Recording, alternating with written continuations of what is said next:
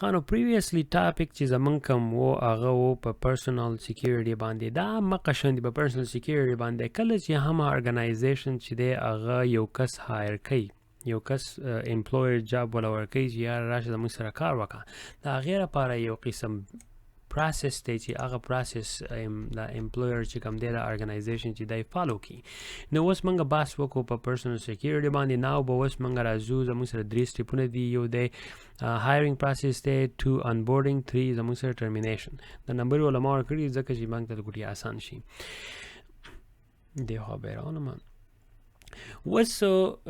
هایرینګ پروسس چې دی دا د ټولو نه لازمي او یو فرست ډیفنس سیستم دی د کمپنۍ لپاره. پوه شوې چې کله هم یو کس تاسو هایر کوئ او تاسو سره په کمپنۍ کې کار وکړي، تاسو به ښه باقاعده د هغه بیکګراوند چک کوئ، ګورئ به هغه لپاره به هم جاب ډسکرپشن چې کوم دی تاسو به راښکړي، هغه جاب ډسکرپشن به ورته مطلب تاسو ریویو کوئ، وبه یې ورته چې هلکه دا جاب ډسکرپشن دی. نو کله چې هم دا کس راځي دا بیکګراوند چک په والا موږ ځکه کوو چې موږ ته پته ولګي چې دا کس چې دی دا زموږ ته ارګنایزیشن لپاره صحیح کس دی او که دا نه دی صحیح دی. اوس پته نه لګي که دی چېرته په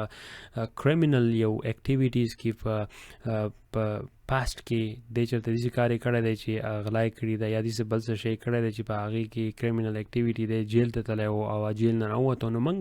بیا کوشش کوو چې دی موږ هایر نه کړو که موږ ته به بیکګراوند چک کې راوغی. دغه شانتې موږ ته په بیکګراوند چک کې دا هم راځي چې موږ وګورو ته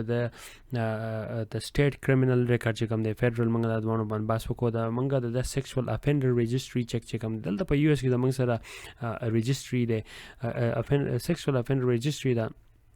ایسو آن ته زما بخیال وای چې هغه داسې کله هم څوک یو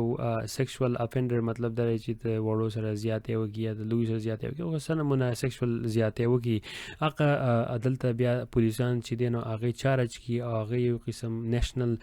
سیکسوال افینډر رجسټري ته ور واچوي. سبا ورځ چې بیا کمپنۍ ته دی اپلای کوي نو کمپنۍ چې دا هغه بیکګراوند چک رن کوي. کله چې بیکګراوند چک رن کوي نو هغه وګوري که دا کس په دغې لیست باندې و نو دا بیا نشي هایر کولی،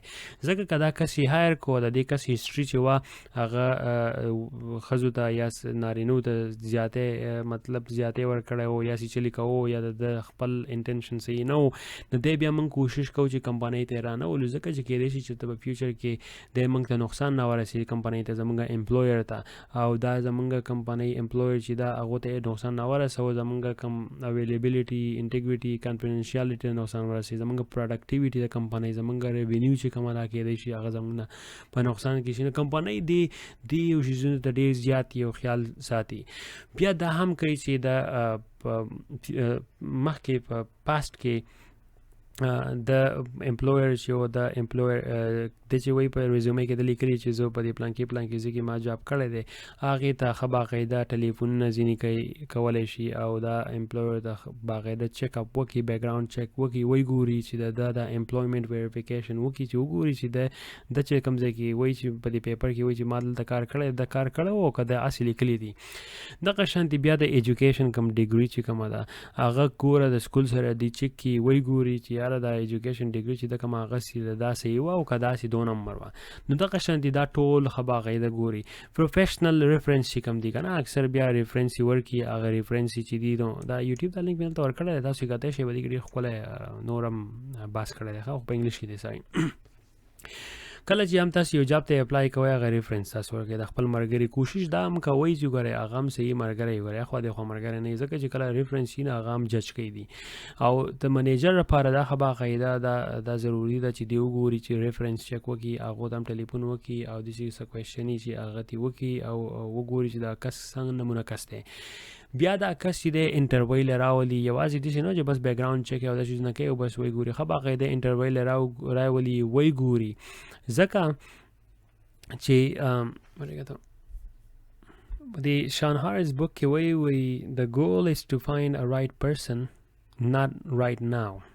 to hire a right person not a hire right now. مطلب دا دی چې منګ یو صحیح کس وګورو او وسی داسې نه چې بس اوس منګ یو کس ګورو او وسې ډایرکټ هایر کو نه منګ له باقاعده ټایم پکار دی چې ټایم پې پاس کو او کس وګورو.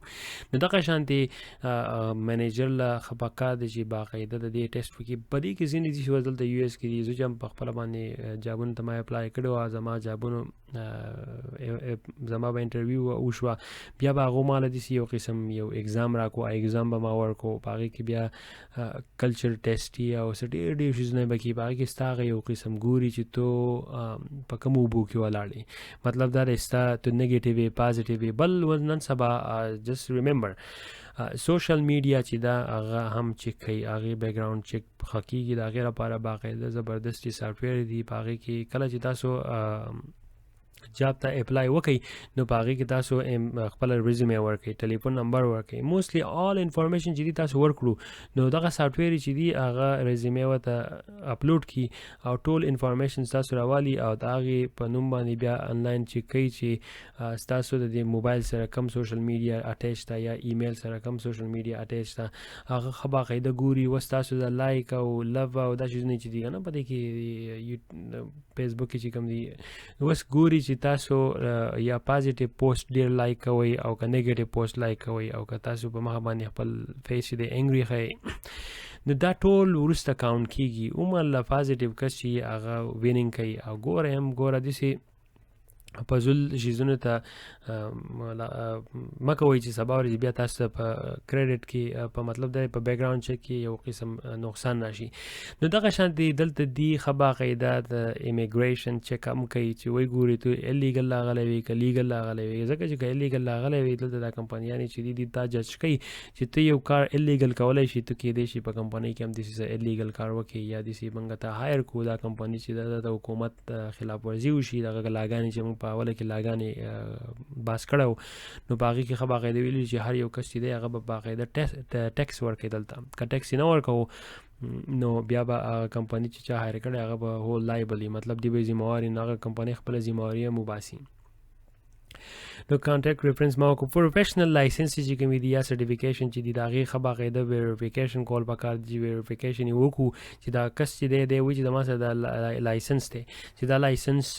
صحیح دی او که نه دی. بیا ته د کریډټ ریپورټ هم چیک کول پکار دي. کریډټ ریپورټ چې دی هغه دلته په یو ایس کې ډېر شی کمپنیانې کوي ګوري چې دی په کومو اوبو کې ولاړ دی د ده باندې څومره جرمانې دي مطلب دی د څومره لون نه اخیستی دی. اوس که 1 لاک لون په یو کس باندې هغه بلې کمپنۍ ته یو کمپنۍ د هغه کس هایر کوي چې د فاینانشل ډپارټمنټ کار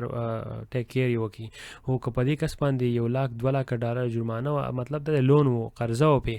نو دا کمپنۍ چې دا دې له پکار نه ده چې دی کس چې دی دا بیا فاینانشل ډپارټمنټ ته هایر کړي ځکه چې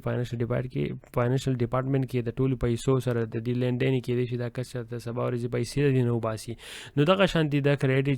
چې کوي بل داسې ګوري چې که د کریډټ ډېر لو مطلب دا دی چې د فاینانشل ډېر په اوبو کې ډوب و نو که سبا ورځې دی چېرته په سټرس کې راغی او زمونږ کمپنۍ ته داسې نقصان ورسوي چې زمونږ د کمپنۍ یا بدنامي وشي یا زمونږ کمپنۍ ته یا فاینانشل یا فزیکلی ټیکنیکلی نقصان ورسي. نو دې بیا زمونږ ډرګ اسکریننګ چې دی هغه هم دلته ښه باقاعده کوي چې هم کومې کمپنۍ ته ځم د ډرګ ټیسټ کوي ګوري چې ته مطلب الکهولیک یا داسې هیروین که نه څه مطلب ډرګ څه نمونه ډرګ یې هغه ستا چیک کوي چې ته وګوري نو هغه بلډ ټیسټ نو هغه وګوري نو دغه شانتې دا ټول یو بیک ګراؤنډ چیک کې راځي پوه شوې دې ته ویلی کېږي ډو ډیلیجنس چې دی دا ښه باقاعده د هایر کېدو نه مخکې وګوري او چې کله ډو ډیلیجنس وشو نو هغې ته بیا ویلی کېږي ډو کیر مطلب دا چې کله کس چې دی هغه بیا هایر شو هغې ته دویم سټپ چې دی هغه بیا دی ان بورډنګ هغه ما لا نه دی کړی دا اوس لږ وروسته به یې وکړم ډک پای کړم بیا به تاسو ته انشاءالله چې پرزنټ کړم. تاسو به اوس وایئ چې یاره دا خو لکه ډېر ګران کار دی دا امپلویر چې دی دا به څنګه دومره بیک ګراؤنډ چیک چې دی دا خو ډېر ګران کار دی دا امپلویر چې هغومره ټایم نه چې دی به راځي او بیا به د نوی امپلویر چې وکتو په هغې باندې بیک ګراؤنډ چیک کوي نو پرابلم زموږ سره دلته تھرډ پارټي کمپنیانې دي فار ایگزامپل اوس داسې یو کمپنۍ ما ورکړې د هایر رایټ پوه شوې دې ښه باقاعده چې دي دلته سکریننګ دي کوي دي وایي چې اوس زموږ سره زه چې هم په کومه کمپنۍ کې ما کار کړی دی زما بیک ګراؤنډ چیک چې هغه تھرډ پارټي